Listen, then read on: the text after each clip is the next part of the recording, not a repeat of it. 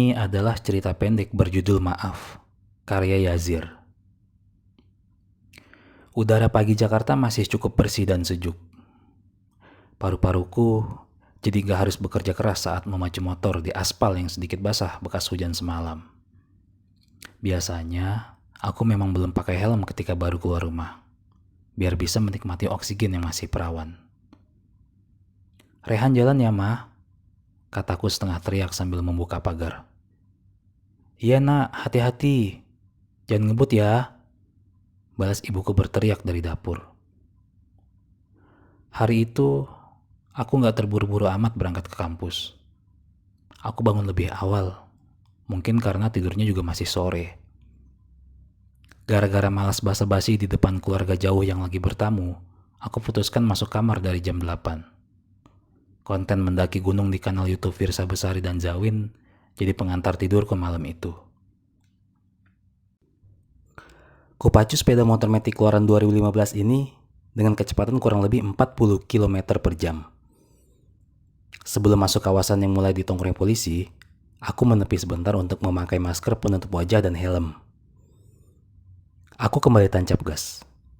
Kini, kaca helmku mulai dihantam udara yang sudah terkontaminasi. Bukan cuma debu, bongkahan kecil bara api rokok dari pengendara motor yang ada di depan juga sering jadi ranjau. Tapi, gak usah repot ceramahin mereka jangan merokok di jalan. Cukup kita aja yang waras, mengantisipasinya dengan helm atau kacamata ketika naik motor. Aku sudah berada di lampu merah pertama di sebuah persimpangan. Banyak pengendara lain berjajar di samping kiri dan kanan menanti lampu hijau menyala. Seperti pembalap di garis start, mereka siap-siap tancap gas bila waktunya tiba. Aku sih santai saja. Masih lumayan pagi, pikirku. Lampu hijau menyala. Beberapa sepeda motor di belakang kompak membunyikan klakson. Sumpah, itu ganggu banget. Mereka pikir kami yang berada di barisan paling depan gak tahu kalau lampu hijau tanda boleh berjalan. Pengendara yang bikin SIM-nya nembak juga tahu kalau lampu merah warnanya merah. Ya iya dong. Aku mulai tarik gas pelan-pelan. Tiba-tiba, ini cewek kayak aku kenal deh, kataku dalam hati. Seorang perempuan dengan tinggi sekitar 165 cm berdiri di pinggir jalan persimpangan lampu merah tadi. Gaya pakaiannya agak tomboy, jeans, kaos putih, dan flanel ketat biru dongker. Rambutnya yang lurus bahu dikuncir kuda. Wajah tirusnya serius menatap layar ponsel. Aku yakin banget kenal sama perempuan itu. Ya, dia adalah mantan pacarku. Astaga, kataku dalam hati. Bukan karena kaget melihat mantan, tapi motorku nyaris saja mencium bemper mobil angkot gara-gara kelewat fokus melihat Lucy, nama mantan pacarku. Beruntung, aku sigap memperlambat laju motor dan melakukan manuver cepat ke kanan dan ke kiri seperti Rossi dalam duel legendarisnya di MotoGP Qatar 2015 silam. Keahlianku mengendalikan motor mulai dibicarakan saat bikin SIM bareng teman-teman SMA di Samsat. Aku jadi primadona di lintasan ujian praktik waktu itu. Aksiku melakukan manuver zigzag di lintasan yang sudah didesain sedemikian rupa jadi tontonan orang-orang. Soalnya, balok yang jadi pembatas aku tabrak semua. Wajah Lucy masih terparkir di benakku. Jantungku berdebar kencang. Pikiranku gak karuan. Aneh. Padahal aku gak lagi nonton drama Korea. Produk abstrak bernama cinta itu memang paling pintar bikin darah di dalam tubuh mendadak mengalir deras. Jantungku akhirnya jadi bekerja lebih keras. Mungkin ini yang namanya jatuh cinta pada pandangan. Gak pertama juga sih, dia kan mantanku. Lucy adalah pacarku dulu saat masih SMA. Kami memadu kasih selama 2 tahun kurang 2 bulan. Rey, kita kayaknya gak bisa lanjutin hubungan ini. Aku diminta papa lanjutin kuliah di London setelah lulus SMA. Kata Lucy mutusin aku waktu itu. Lucy berdalih takut bikin kecewa kalau kami tetap pacaran dengan jalani hubungan jauh alias LDR. Ya mau gak mau, aku ikut saja. Aku relakan cinta pertamaku pergi begitu saja. Aku putuskan putar balik meski cukup jauh dan kembali berhenti di lampu merah tadi. Mudah-mudahan Lucy masih ada nih, kataku berharap dalam hati.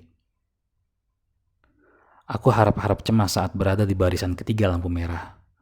Begitu lampu merah menyala, aku serampangan membunyikan klakson agar mereka yang ada di barisan paling depan cepat berjalan.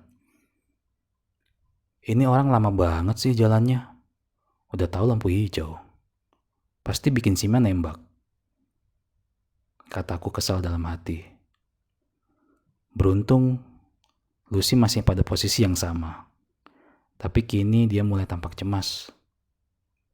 Aku menepikan motorku di pinggir trotoar, tepat di depan Lucy.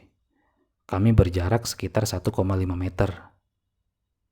Lucy, panggilku dari atas motor. Lucy tampak kebingungan. Oh iya, aku belum lepas helm dan masker penutup wajah. Kini wajahku sudah terlihat jelas. Lucy pun kaget, disusul semeringah. Senyum manisnya bikin aku kembali ke masa-masa itu. Masa dimana kami selalu bilang love you tiap kali menyudahi telepon.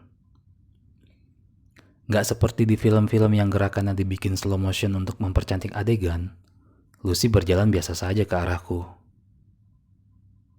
Kamu lagi ngapain di sini? Tanyaku. Aku mau ke kampus, tapi pesan Gojek lama banget. Kok gak ada yang mau ambil orderanku ya dari tadi? Kata Lucy merasa heran. Aku memberitahu Lucy kalau hari ini Gojek lagi mogok kerja dan gelar aksi unjuk rasa di depan gedung DPR. Kebetulan, semalam sebelum nonton konten Virsa dan Zawin, aku sempat membaca berita tentang rencana demo tersebut. Aku tawarkan Lucy nebeng denganku menuju kampusnya. Kebetulan, jalur kami juga searah. Kampusku masih agak lebih jauh berada di ujung selatan Jakarta. Lucy bersedia. Aku lantas mengambil helm di bagasi bawah jok motor. Jadi, sejak kapan kamu balik ke Indonesia? Kataku mulai membuka obrolan di perjalanan. Lucy gak langsung menjawab. Pikirku, dia gak mendengar pertanyaanku lantaran di jalan cukup berisik. Gak mudah memang berbincang di atas motor. Belum aku ulangi pertanyaan tadi, Lucy berkata, aku cuma setahun di London, Ray. Sejak papa meninggal, mama kesepian di rumah. Akhirnya aku balik ke Jakarta dan kuliah di sini. Turut berduka cita ya sih. Aku memang sempat dengar kabar itu, kataku. Iya makasih Ray, santai aja. Itu udah lama kok. Oh iya, Tari juga kuliah di kampusku loh. Kamu masih ingat dia kan? Tanya Lucy. Ingat dong, masa sama teman sekelas lupa? Dia juga kan yang nyomblangin kita, kataku. Kami tertawa lepas di atas motor. Jalanan seperti milik kami berdua.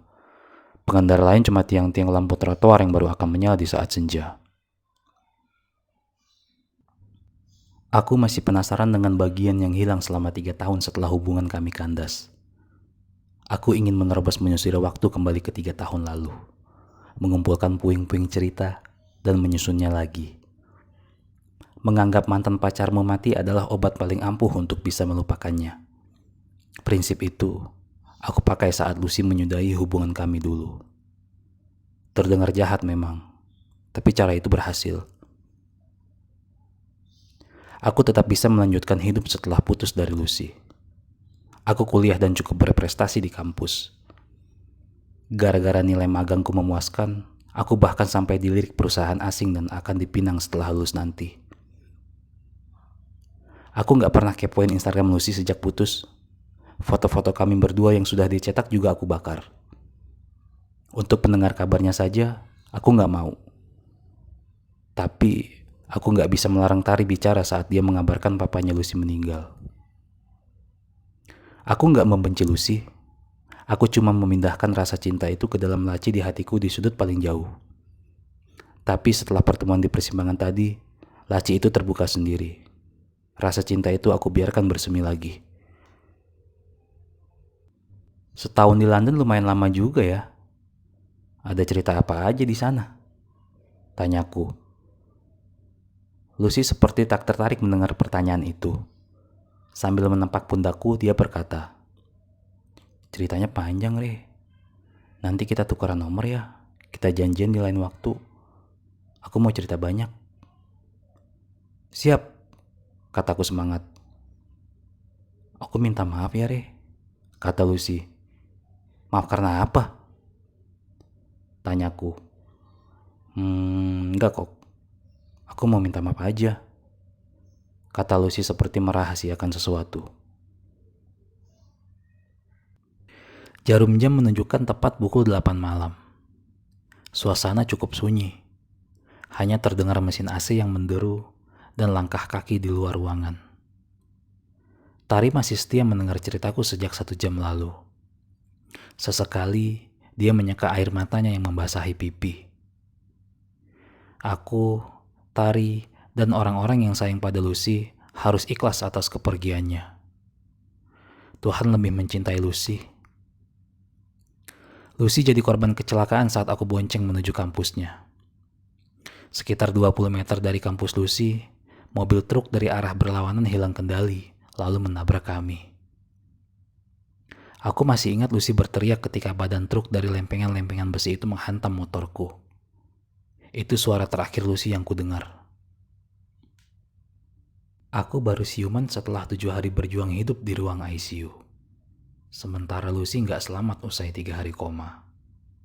Itu cerita dari mamanya Lucy 4 hari lalu. Kini giliran Tari yang bercerita padaku. Suaranya masih terdengar serak. "Ray, Lucy itu udah lama banget pengen ketemu lo. Dia mau ngomong sesuatu. Tapi saat gue mau mempertemukan kalian, Lucy selalu batalin. Dia belum siap katanya," kata Tari. "Dia mau cerita apa?" Tanyaku penasaran sambil menahan sakit di kepalaku yang masih dililit perban. "Lucy sebenarnya mutusin lo bukan karena dia mau kuliah di London," kata Tari yang cukup bikin aku kaget. "Saat masih pacaran sama lo, Lucy di waktu yang sama juga dekat sama cowok di sekolah lain. Mereka akhirnya jadian dan janjian kuliah di London." Aku masih menyimak serius. "Di London, Lucy dibikin kecewa, Re.